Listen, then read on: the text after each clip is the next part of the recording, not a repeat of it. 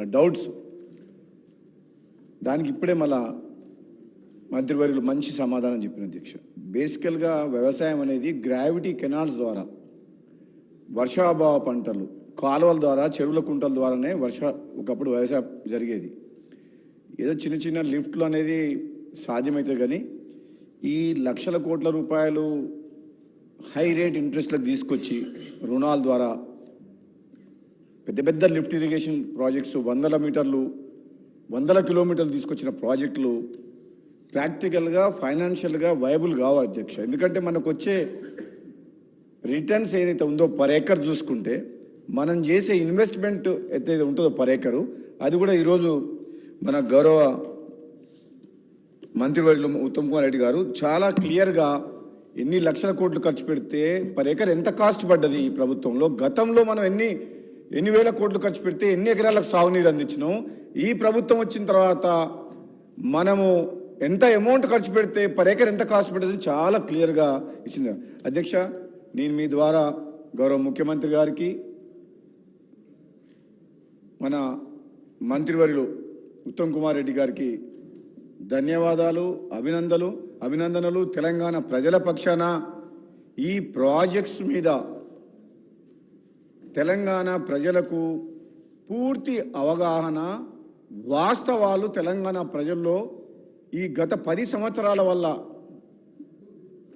గత 10 సంవత్సరాల లోపల ఈ ప్రభుత్వం చెప్పే మాటలకు, చేతలకు ఏ విధంగా ఈ రాష్ట్రం అప్లపాలైంది, ఏ విధంగా ఈరోజు ప్రాజెక్టు పేరు మీద దోపిడీ జరిగిందనే విషయం చాలా ఎంత బ్రహ్మాండంగా ఈరోజు గత 10 ఏళ్లలో జరిగిన విషయాలని ఈరోజు మన పవర్ పాయింట్ ప్రజెంటేషన్ బాగా ఇచ్చిన అధ్యక్ష. ఇది చాలా మంచిది, ఈ ప్రజలకు తెలవాల్సిన అవసరం కూడా ఉంది. ఎందుకంటే ముఖ్యమంత్రి గారు, మంత్రివర్యులు చెప్పినట్టు కాళేశ్వరం అని చెప్పేది ఒక సినిమా, కాళేశ్వరం అంటే ఏదో అని చెప్పి ప్రజలలో ఒక అపోహలు కలిగించారు. కానీ ఆ లాస్ట్కు కాళేశ్వరం అనే ప్రాజెక్టు అది కేవలం కాంట్రాక్టర్ల కోసం దోపిడీ చేసింది, అది పేరు మీద దోపిడీ చేసింది తప్పితే నిజంగా అది రైతుల కోసం కొట్టిన ప్రాజెక్టు కాదు. 1 ఎకరా సాగునీరు రాలేదని చెప్పి ముఖ్యమంత్రి గారు స్వయాన మా అందరినీ మేడిగడ్డకు తీసుకుపోయి చూసి, అక్కడ అధికారులు ప్రజెంటేషన్ ఇచ్చి, తను మాట్లాడి మీడియా ద్వారా తెలంగాణ ప్రజలకు కూడా చెప్పారు అధ్యక్ష. అది ముమ్మాటికి నిజం అధ్యక్ష. కానీ ఇప్పుడు కూడా కనీసం వాళ్ళు చేసిన తప్పులు ఈ ప్రభుత్వం ఆల్రెడీ మన ఉత్తమ్ కుమార్ రెడ్డి గారు గత ఈ సమావేశంలో క్లారిటీ ఇచ్చిన అధ్యక్ష. బడ్జెట్లో నియరింగ్ కంప్లీషన్ ఏదైతే డబ్బులు ఖర్చు పెడితే మేము వెంటనే దాని రిజల్ట్స్ వచ్చి రైతులకు లాభం చేకూరుతుందో, పంటని నీళ్ళు ఇస్తామో వాటి మీదే ఖర్చు పెడతామో, మిగతా వాటిని ఒక ప్రణాళికబద్ధంగా ముందుకు తీసుకుపోయి మిగతా ప్రాజెక్టులు కూడా కంప్లీట్ చేస్తామని చెప్పి ఏదైతే ఆలోచన చేసిండ్రో అది చాలా మంచి ఆలోచన అధ్యక్ష.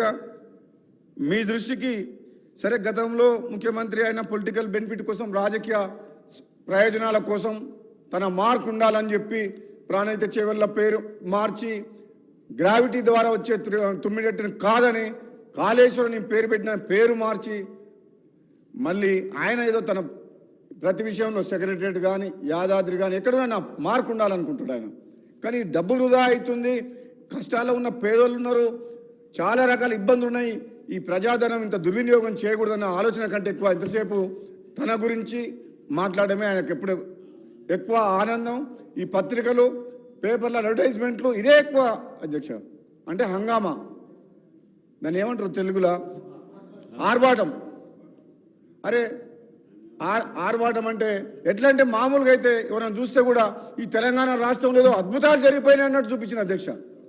అప్పులు చేసినాం అంటే, ఎందుకంటే అప్పులు చేసి మేము ఏం చేసినాం ఊరికనే అన్నాడు. అప్పులు చేయాల్సిన అవసరం లేదు అధ్యక్ష. అప్పులు ఎప్పుడు చేస్తారంటే తప్పనిసరి పరిస్థితుల్లో అప్పులు చేయాలి తప్పితే అనవసరంగా ప్రాజెక్టుల పేరు మీద అప్పులు చేసి మిగులు బడ్జెట్ ఉన్న రాష్ట్రాన్ని అప్పుల పాలు చేసిన అధ్యక్ష. అది బాధ మా అందరికీ. గత అసెంబ్లీ సమావేశాల్లో మన హరీష్ రావు గారు ఉన్నారు, నేను అటుపక్క నుంచి మాట్లాడినా కాళేశ్వరం వద్దు అని చెప్పిన సార్ నేను 2018లో. ఈ యాదాద్రి పవర్ ప్లాంట్ కట్టొద్దు అని చెప్పిన సార్ నేను.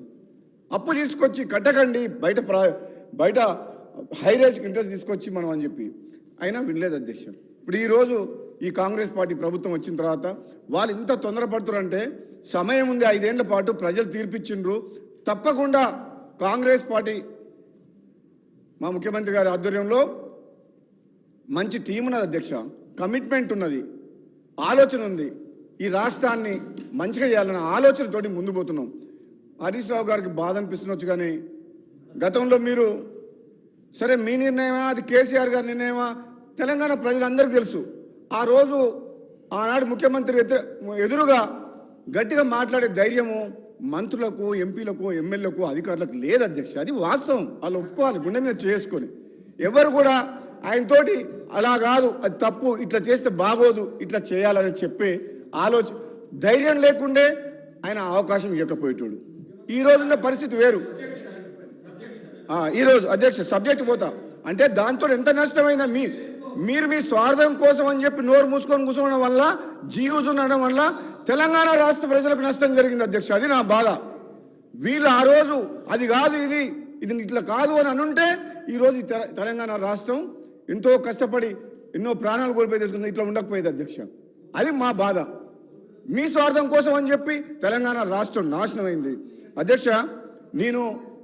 మేము అధ్యక్ష, మా ముఖ్యమంత్రి గారు, మంత్రులు, మా సోదరులు వెంకటరెడ్డి గారు, భట్టి గారు అందరూ కూడా వీళ్ళ ఇరిగేషన్ ప్రాజెక్ట్స్ మీద అందరికి అవగాహన ఉంది.